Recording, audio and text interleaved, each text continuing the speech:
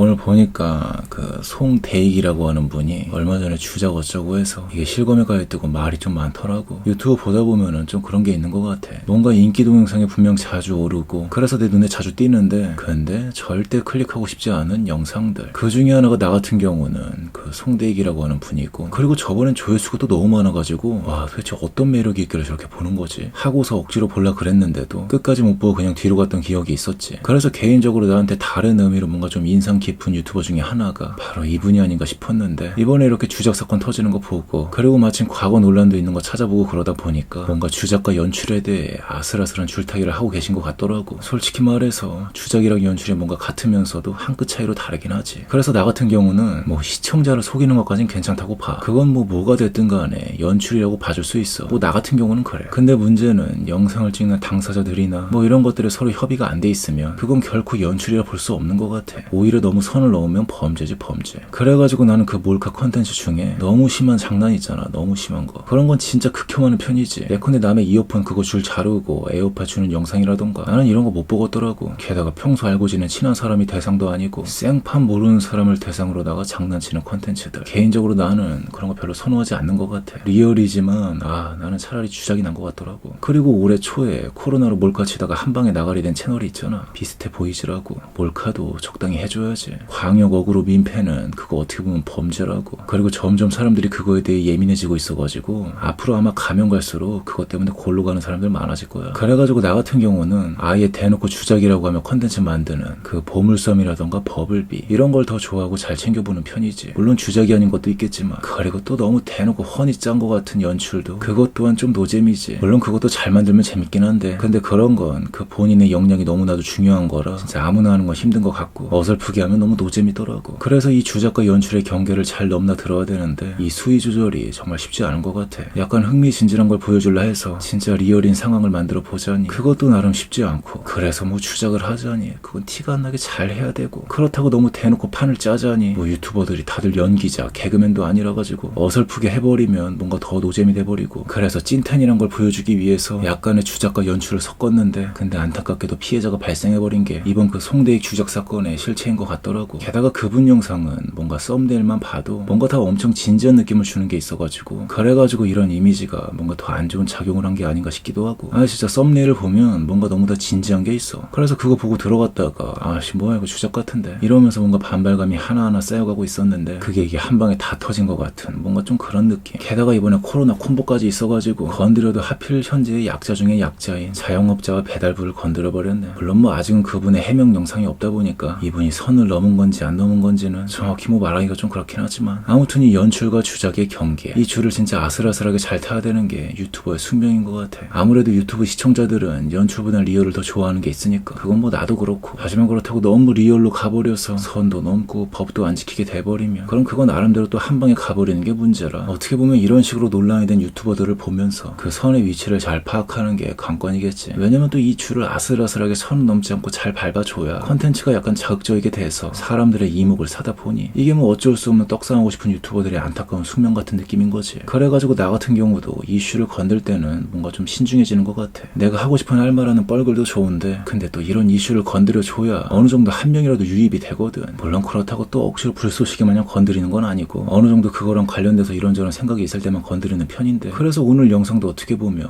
그 사람 주작에 대해서 이 시국의 자영업자를 건들다니 정말 너무하다, 도가 지나치는 것 같다 이런 말 하기보다는 그냥 뭐 평소에 생각하고 있던 연출과 주작에 대해 이 사람을 키워드로 끼워 팔고 자빠진 거지. 이게 나름의 내 선이거든. 그리고 마침 좀 전에 누가 어떤 링크를 보내줘가지고 그거 보니까 이슈 유튜버들을 뭐 사이버 레카차 이렇게 표현하는 글이 있던데 그거 보고 진짜 웃기더라고. 사이버 레카차. 근데 그러면서도 동시에 나도 어떻게 보면 잘못하다가 한순간에 저 카테고리로 들어가는 수가 있겠구나 하는 생각이 들면서 뭔가 진짜 이슈 다룰 때는 더 선을 조심해야겠다는 생각이 들더라고. 아무래도 나는 이슈 유튜버라기보다 뻘글 유튜버니까. 아무튼 뭔가 좀 그런 것 같다고.